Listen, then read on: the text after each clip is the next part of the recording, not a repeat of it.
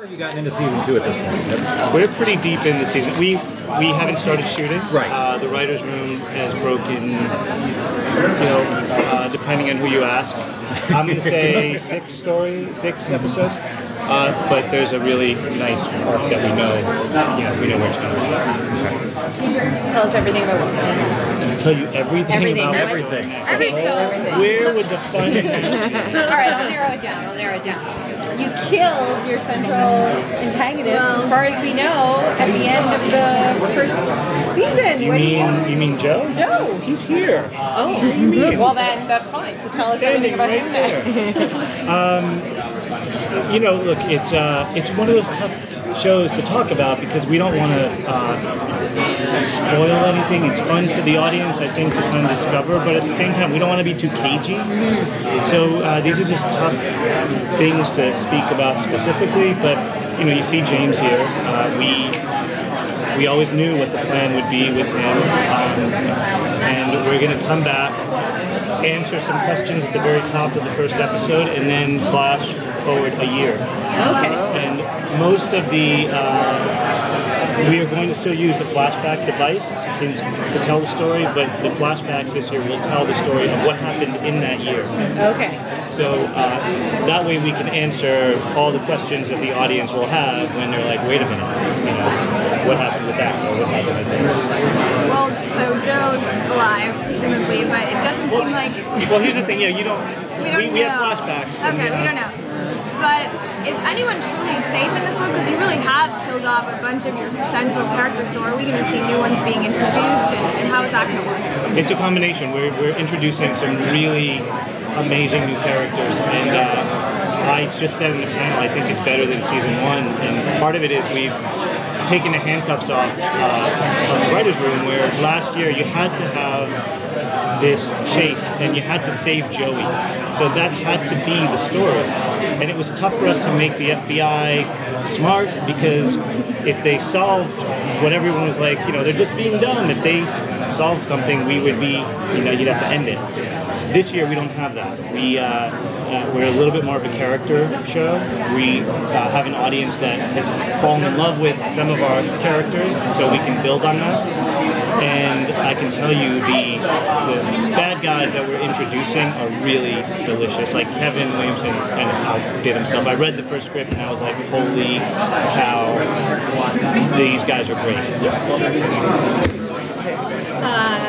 In the first season, Ryan obviously struggled a lot with working with the FBI and going back into that bureaucracy, and as the season went on, he had a lot of, it was more, I want to do things my way because this is how I'll catch show, and like that. And then Parker ends up dying, and she sort of came over to his point of view in the end.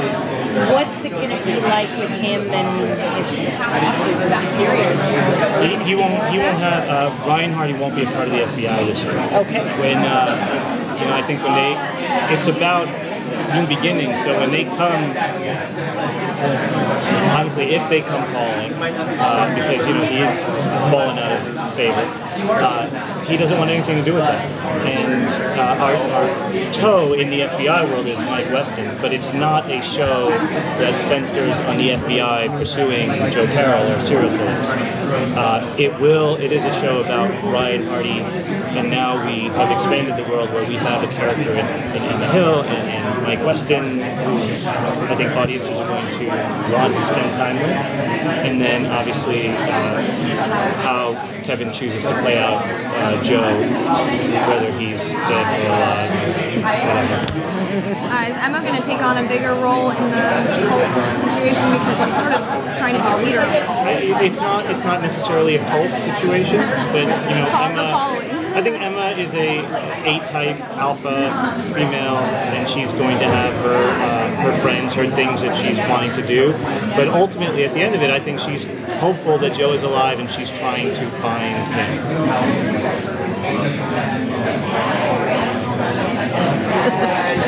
How far out have you, in general, mapped things out for the series? Have ideas for? Pretty far. I mean, I could say 5 seasons, and then because we have somewhere that we would want to go, and then you have to just kind of stretch it out and fill in the blanks. We found last year we accelerated certain things simply because the story needed it. So you don't really know until the writers get in the room and break it. But from day one, Kevin, when he first came to me with this project, he was like, "This isn't just a movie. It's not a one-off. I have an idea for a series," and I think that's what he does well. We now just have to figure out, it's filling in the blanks. But he's, I think if you asked him, he might say, "Oh, just I don't know where I'm going," but that's just he's protecting himself. At the end of the day, he has a good sense of it. What has kind of surprised you, or that you found you were changing, or you're looking at differently going into season 2 that you didn't expect when you started the show might change or might be different? The FBI, and it's funny when we would hear our audience, bloggers, press, talk about the show, whether people loved it or hated it, they would land on things that bothered us, and some of it was that we couldn't make the FBI smarter, and it was frustrating.